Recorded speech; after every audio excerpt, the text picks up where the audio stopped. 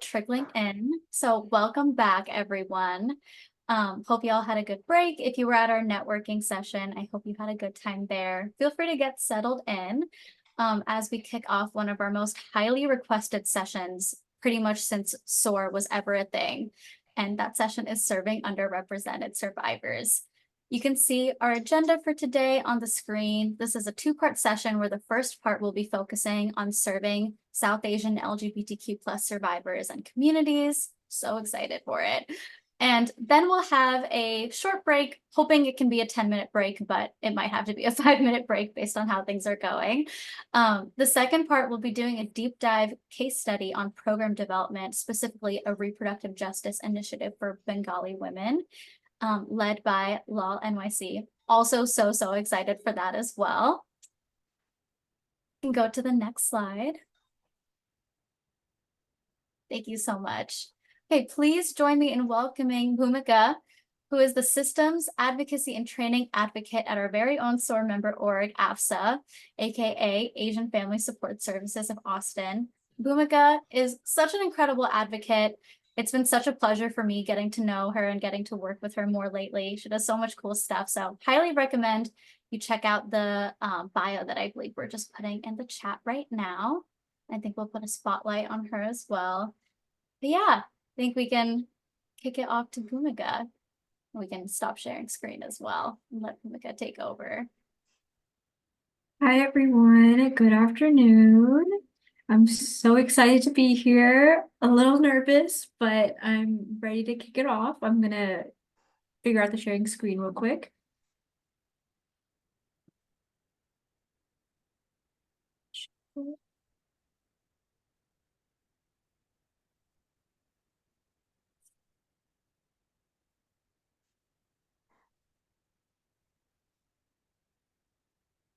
Are y'all able to see my screen?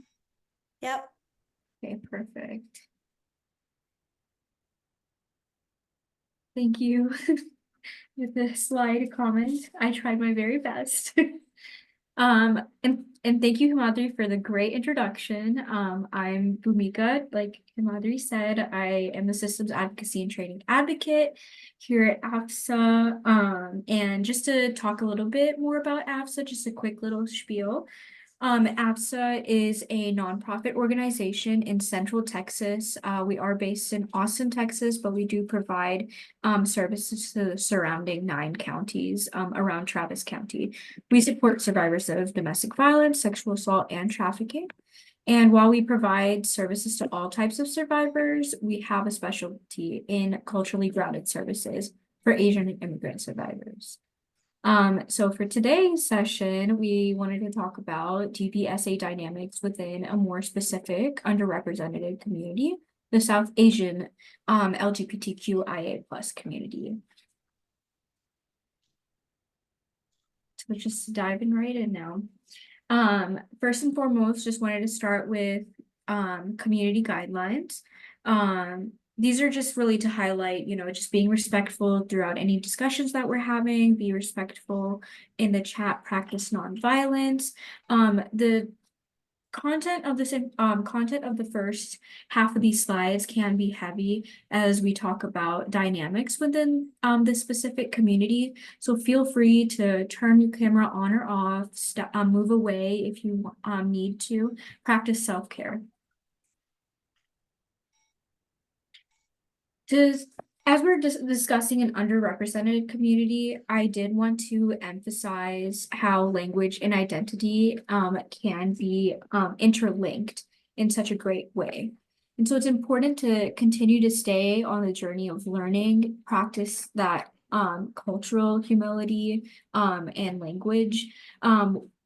With language consistently evolving, we see that there's just a general list of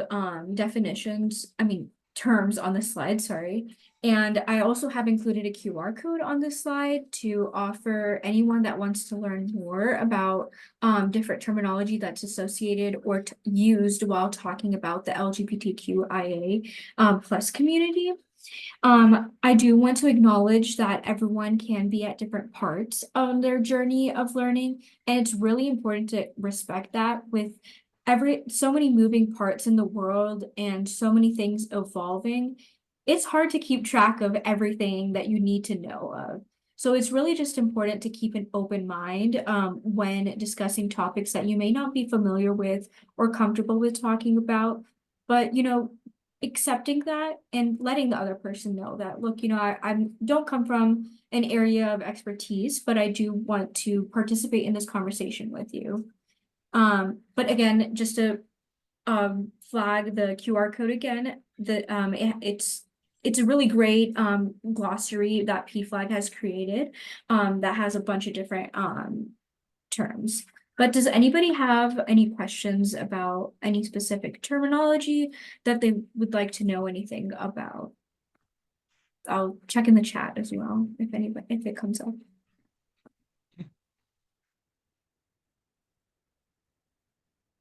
I'll give about 20 seconds.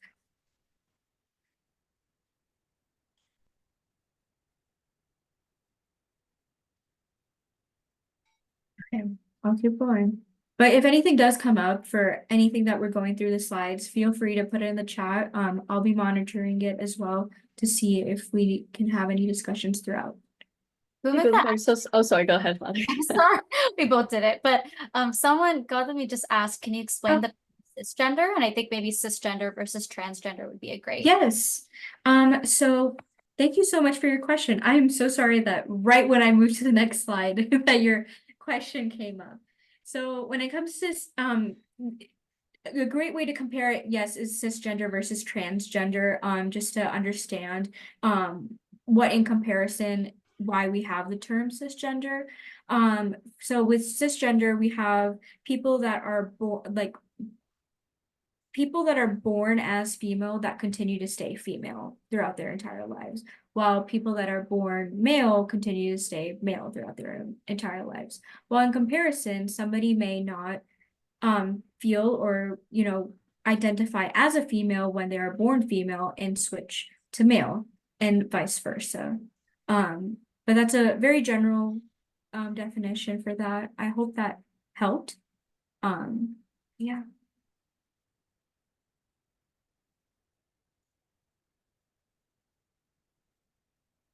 So moving forward to talking a little bit about history.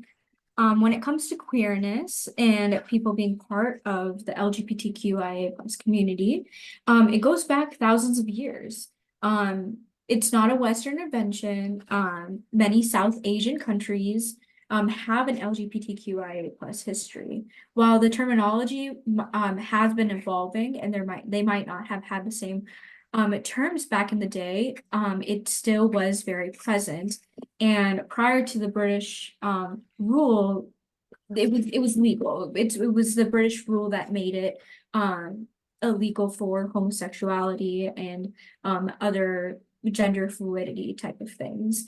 I believe in previous sessions they delved into a lot more of this research as well. So that was great to hear about. Within the Hindu religion, we see the historical evidence of the diverse gender expression and a sexual orientation.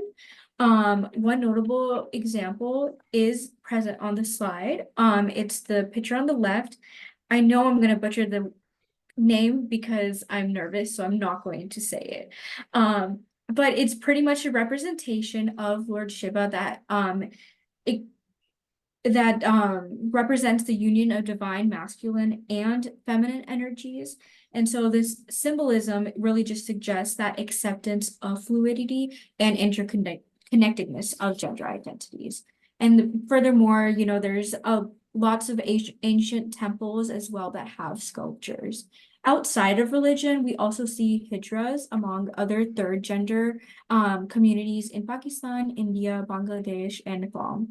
And bringing back to the present, just recently last year, Nepal became the first South Asian country to legalize same-sex marriage. I think it's just really important to highlight these successes as it's a long journey and we've met so many barriers throughout it that it's very easy to talk about like all the negative things, all the things that we have, challenges that we have to overcome, but just focusing on the positive can give us that motivation to continue on that journey. While this history is not comprehensive, I just want to start off with that language, that history to build that foundation while we go into some deeper information. So starting out with DBSA dynamics in the LGBTQIA plus communities. This is specific to lesbian, gay, bisexual, and trans relationships, not specific to South Asian and immigrant communities, but in the next few slides, I will go into that as well. I wanted to start off with this to start off with the first layer of the identities people can, survivors can identify with. So just by a raise of hands, how many of y'all have seen this power and control wheel before? Oh, I see a good amount. Wow. That's good to know. Good to know. I'm so glad. Oh, I'm so sorry. I accidentally clicked the slide. Um, but yeah, I'm really glad that people have seen this. I will talk about it a little bit more. There's plenty of people that haven't. So, on this wheel, we get to see like the different layers that and dynamics that play within power and control. Homophobia, transphobia, societal misconceptions, they all can be weaponized by abusers that exasperate the vulnerability of survivors. For instance, so I'm going to point out a few things on the power and control wheel.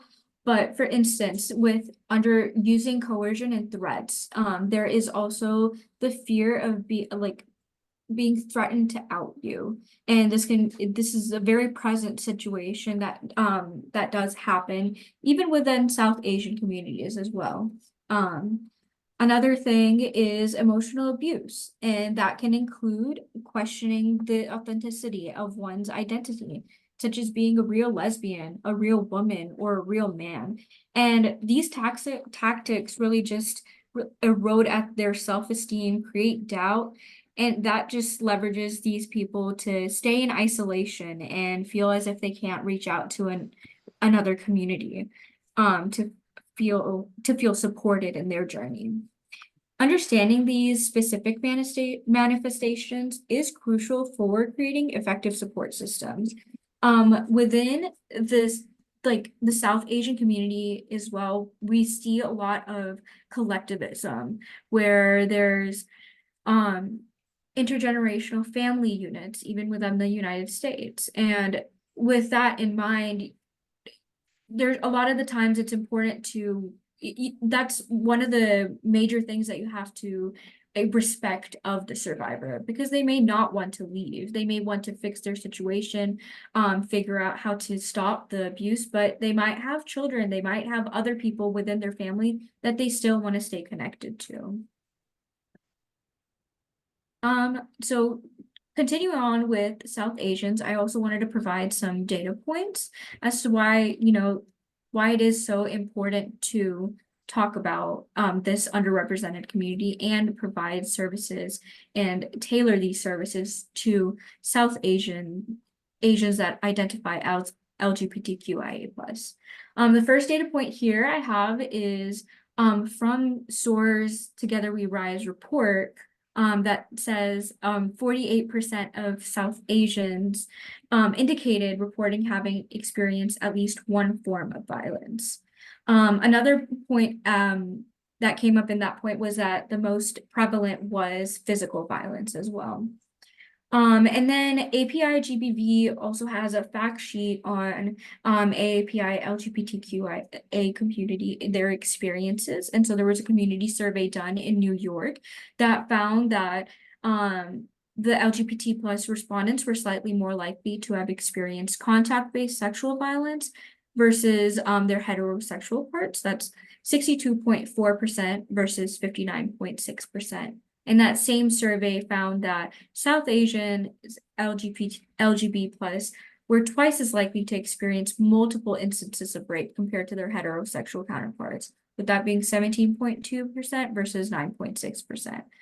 I think there's a lot of factors and implications that these two data points have, especially the one with talking about multiple instances of rape. A lot of the times we do see that South Asians tend to not report as quickly as their as other races. For example, the white race, you know, they might have just one incident and they'll go and report it and get the services that they need.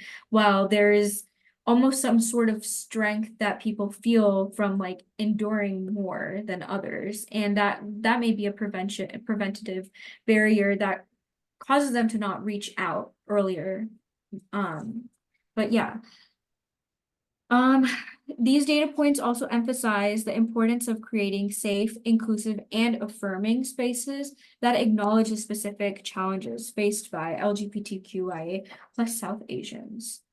So moving on to specific dynamics of South Asians, I have touched on this a little bit while talking in the last couple of slides.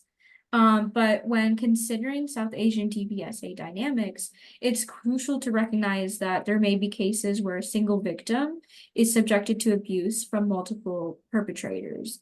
And this also relates back to that collectivism ideology that South Asians have, which does can be shown in those intergenerational family units. And so while there are the children, there'll be parents and grandparents, and a child might be being abused by both their parents and their grandparents, or a wife might be abused by their husband and her mother-in-law.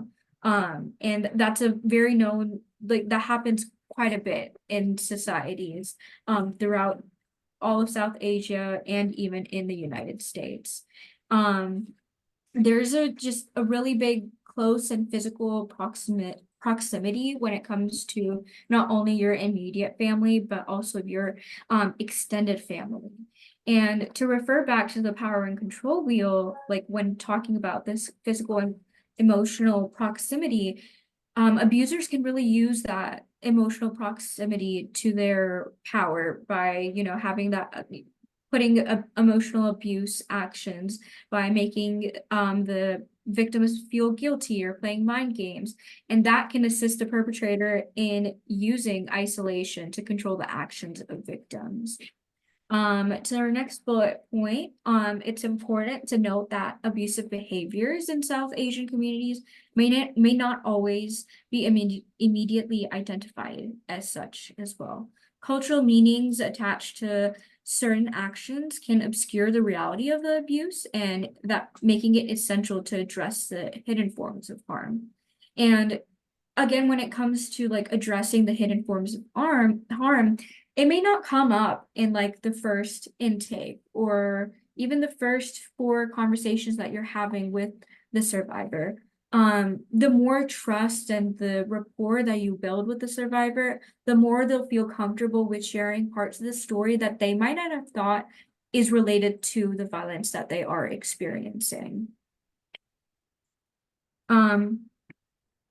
Women within South Asian communities might experience coercive control through seemingly innocuous expectations, such as preparing or being pressured to cook large meals for a crazy amount of people.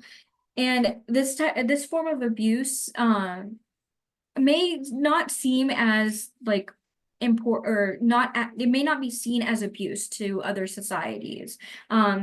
But with a woman having to drop everything in her life, whatever her needs may be, whether they be, you know, she has other appointments going on, or she has a friend, like going out with friends, but even beyond that, maybe she just wants to relax that day.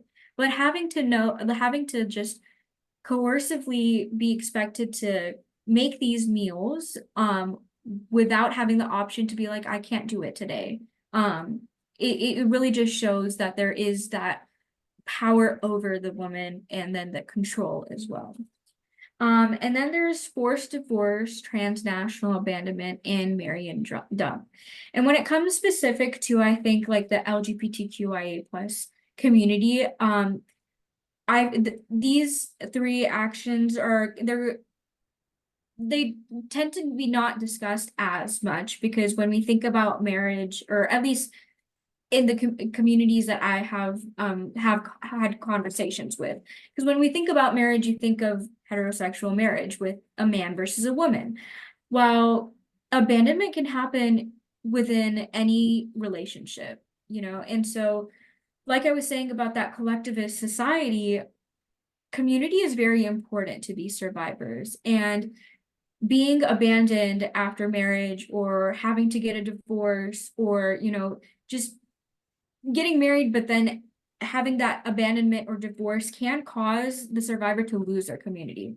So they're even more isolated than they even felt while they were in an abusive marriage or an abusive relationship. Last thing that I have here is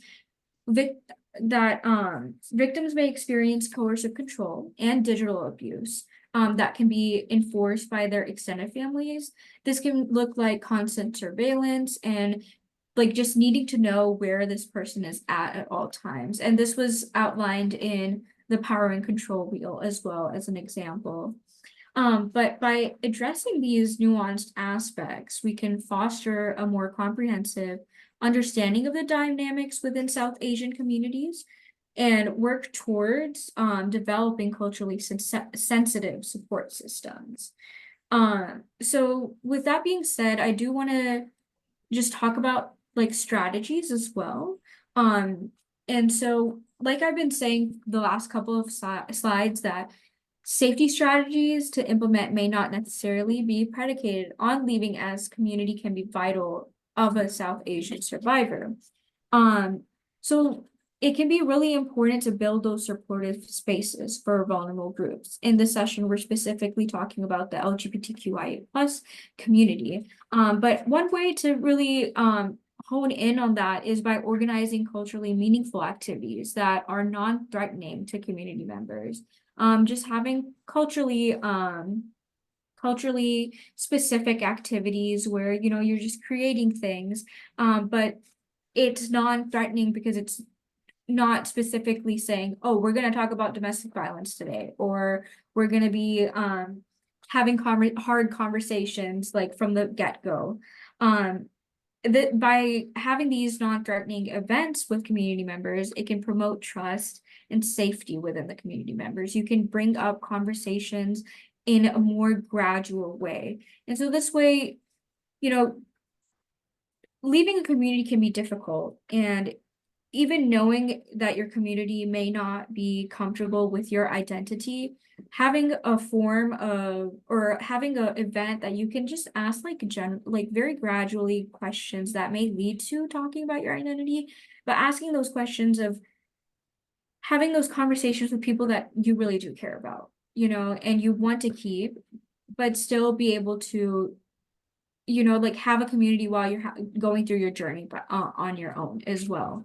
Because even while being in community that really doesn't, that may not accept you, you may feel alone in your journey as well. But yeah, and so with that being said, another strategy as well that can be beneficial, I don't have it listed here, but that can be beneficial is ensuring access to mental health services that are culturally competent and sensitive to the specific needs of the South Asian LGBTQIA plus survivors. And this could involve training mental health professionals on the intersectionalities of their identities and the different cultural nuances that we were just talking about in the previous slide. The reason why like it's important for us to really make those steps and, you know, really train the people, the systems that survivors go through is because for survivors, for them to go back all the way to, you know, why their community behaves the way that they do, that takes their time and their energy outside of just being on that their healing journey of finding their own identity outside of their abusive relationship. And it's really just a solidarity, a form of solidarity by training mental health professionals or training any other systems that survivors do go through. All right, so that was a lot of information. I'm so sorry that I had to speak so much, but I do want to open it up for any questions. If anybody has anything going on, I was not monitoring the chat during that time, so I will go back and look through it as well.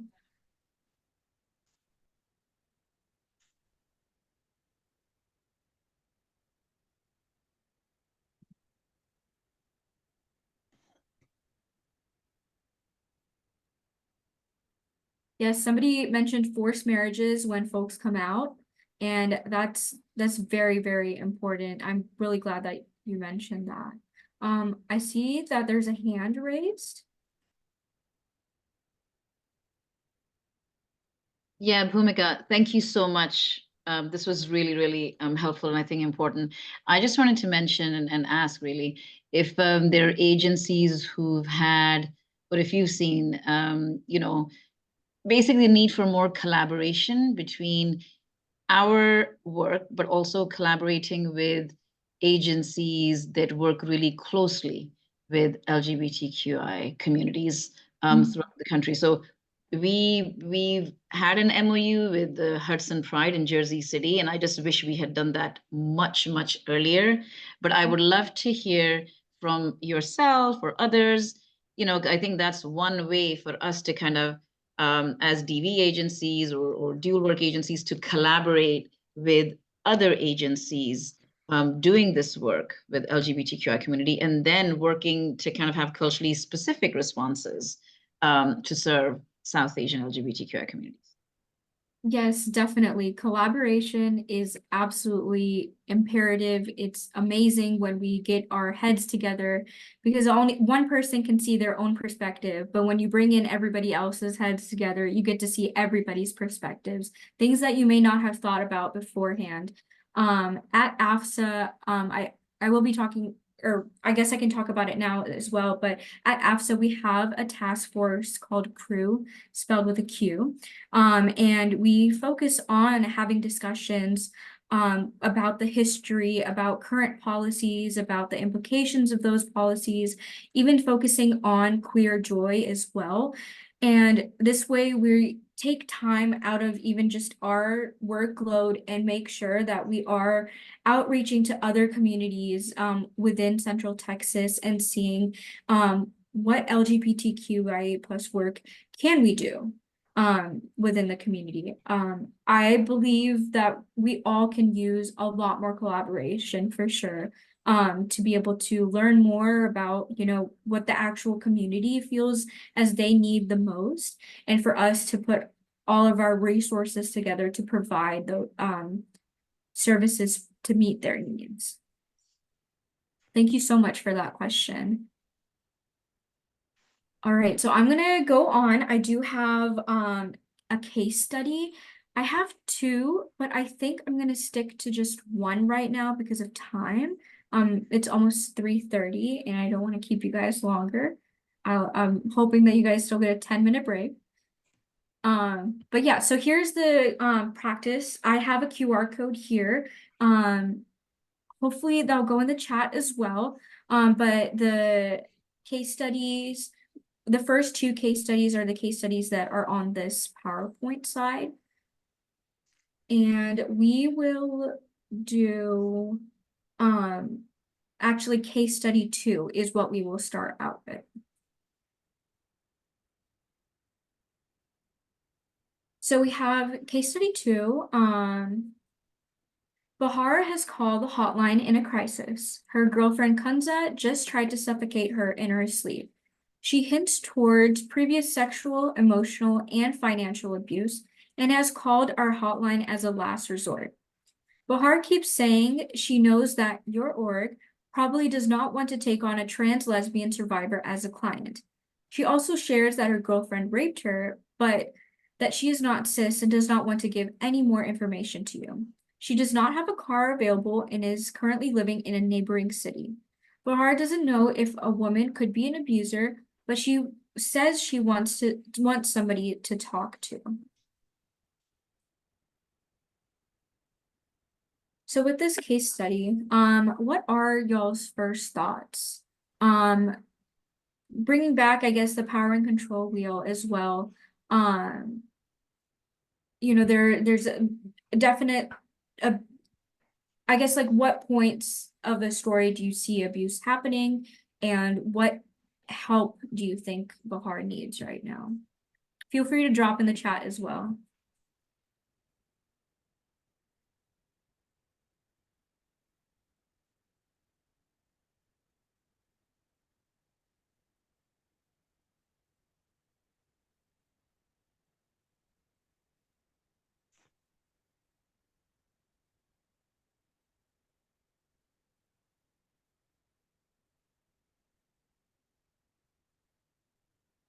So with what's happening on the case study right now, we do see that there are several different types of abuse that are occurring.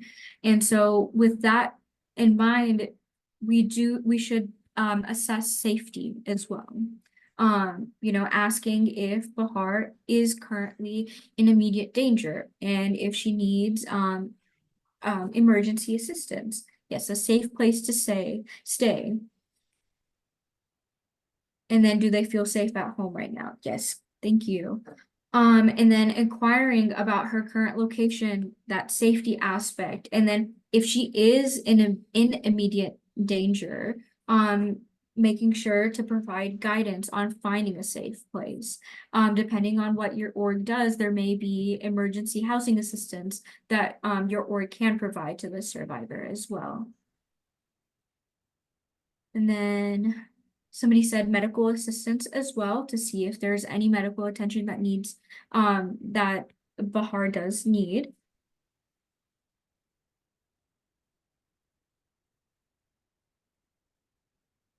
I think with suffocation, what injuries and do they need medical care? Yes, definitely. There's a lot of factors that are going on in this call. Like you get bits and pieces here and there, as we see on the case study is she's hinting towards previous abuse, but not outright saying that like, okay, this is all that's happened to me. So we may just be getting just general glimpses of what's going on. And so it's also important to, build that trust with Bahar as well. Let them know that your org does help a survivor with their identity. In addition to above, validating their experience and providing empathy and active listening. Yes, that is imperative when talking to a hotline caller. A lot of the times, hotline might have been their last resource that they're coming out to get help from. They may have reached out to their own community as well. And so it's important to acknowledge that, they might just be tired of telling their story and acknowledging that, that they need to be validated and they need to have that active listening, that empathy within this hotline call so they feel as if they can come back to your org again.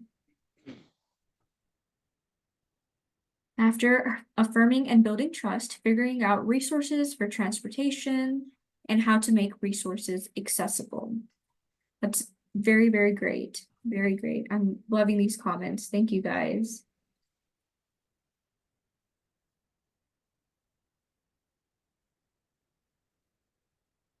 And then honestly, being on a hotline, sometimes the most important thing can be affirming someone's gender identity and being respectful in order to open up the conversation and trust further. Yes, yes, that is so, so important.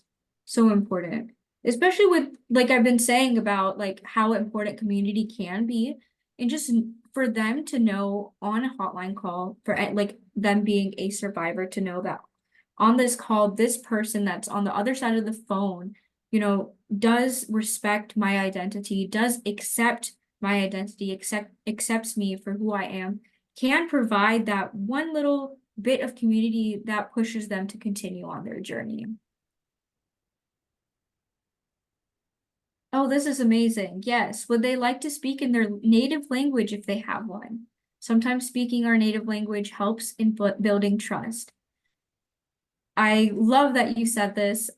This is such a priority. Language accessibility is one of the biggest barriers when it comes to Asian and immigrant survivors. It's so important to, allow them to feel comfortable in the way that they want to share their story, in the way that they want to be talking to an advocate. Language is the one thing no one can take away from you. It's important to make this available. Yes. Also humanizing. There's importances and so much intersectionality with LGBTQIA+ clients. Also that they're like every other client and human, not othering them due to fear / our own anxieties. That is important. Build that community, build that trust, knowing that, they're just human and we're there for them no matter what their identity is. with male client, we see it is very challenging to speak about the sexual abuse out of stigma. We are very careful about this and offer counseling to process and validate their thoughts. That's amazing. I'm really glad that there are services out there specific to those cultural gaps, those stigmas that are embedded into our culture. Yes, and also figuring out what kind of resources they're comfortable with, because for e.g., oftentimes trans survivors can have traumatizing experiences at mainstream or non-gender affirming shelters due to harm caused by staff or other residents there. It is the unfortunate truth. That's why we do have these nonprofit organizations that are focused on bridging those gaps outside of mainstream organizations. Thank you guys so much for the amount of engagement here. This is amazing. Yeah. So with this case study, we saw lots of practices that can be done. A lot of these practices can be implemented in all case studies, especially when it comes to, you know, making sure that people are being affirmed about, survivors are being affirmed, accepted, respected about their identities, having a trauma-informed approach, you know, being empathetic, like one had said as well, and then being culturally competent. And this comes into, you know, being respectful of where they're coming from, being respectful of, let's say they do mention an action that was done and you're like, wait, that doesn't sound abusive to me. Well, not mentioning that thought. It's saying, okay, I understand that this happened to you. I'm really sorry, you know, that this is currently happening, and figuring out the needs out of that situation. There's no need to even ask whether, like, ask the survivor, wait, why is this abusive? That at that point, like as on a hotline, they're really just trying to find that person to motivate them to continue to the next step. They're not trying to explain their story at that point. There may be people, of course, every hotline caller is different, and there may be people that want to express the entirety of their story and accepting that. So it's very important to meet the survivor where they're at. You know, kind of following the pace of the conversation, how the survivor is taking the pace of the conversation. And then most importantly, language accessibility, making sure that when picking up a hotline call, making sure that whether they need another language interpreter or whether they're okay and feel comfortable with expressing their story, what their needs are in English. And then specific to this case study, we talked about assessing immediate safety, any danger, exploring those safe spaces, and then how to get there with transportation.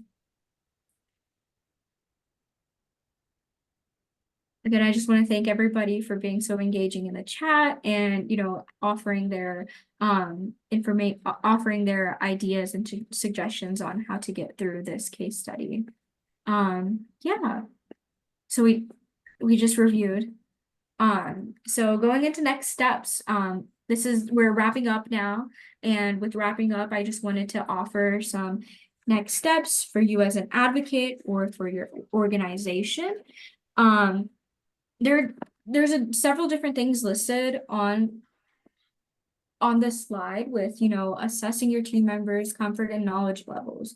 Sometimes I think it's very important to start internally, especially as an organization. As an individual, you know, going out to support groups, figuring out, like, having those conversations to learn more is so important that specific behavior can also be plugged into internally within organizations by having our own support groups within our organizations, having additional trainings for people who feel as if they don't know as much or have the adequate amount of knowledge to support a survivor on hotline or support a survivor in like community events that do come up to your table and things of that nature. Another specific one that I have listed here is respecting team members' choice to take time to disclose their identity. Identities can vary from time to time. It's things that can be gender fluid, and you should not assume that your team members have shared their identities with everyone in their agency. Whether that may be that their documents look different, but they say that their name is different, respecting that by using the name that they called themselves. And then reviewing and updating policies by, talking internally within your organization, talking to your team members, having additional trainings, you may find that there may not be any policies on, harm experiencing harm from other coworkers or experiencing harm from clients. And so updating those, figuring out how it can be most beneficial for coworkers or for team members to continue doing this work in the best form possible to leave a positive impact on the clients that we are serving. And then making your org externally welcome for all LGBTQIA+ survivors. And this could be conducting community events, posting on social media, collaborating with other organizations, and posting on social media within collaborations, since now Instagram gives us this lovely joy of not having to do separate posts on everybody's feed. Just examples like that. And I talked about the crew task force as well in the earlier slides. And it's just an amazing form for me personally to like find community even within another community, because AFSSA has become my community since mid-June of last year. And in a few months within that, I found another community within it of, being able to talk to all these different people that have their own experiences and being able to talk about shared experiences and learning more from each other as well. All right, and then I wanted to offer national resources.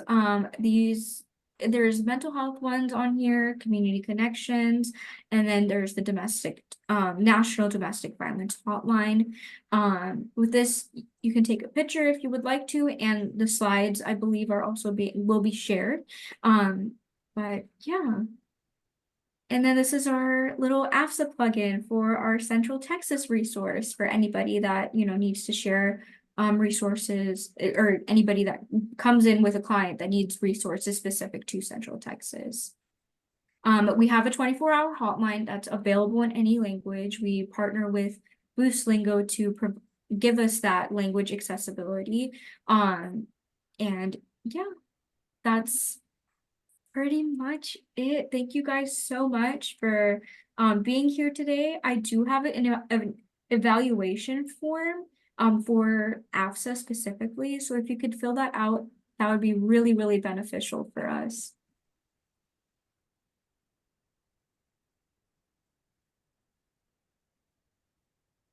Thank you. And if anybody has anything else, feel free to email me as well if you would like to. If you have anything that's pressing, send me a message in the chat. But that's it for this session. Thank you guys for your time. Thank you so much, Bhumika. That was such a beautifully crafted and such an informative presentation. And thank you also for being so timely as well, so that we can actually all take our 10-minute break. I know, I was like, am I actually South Asian? You're like, this is perfect timing.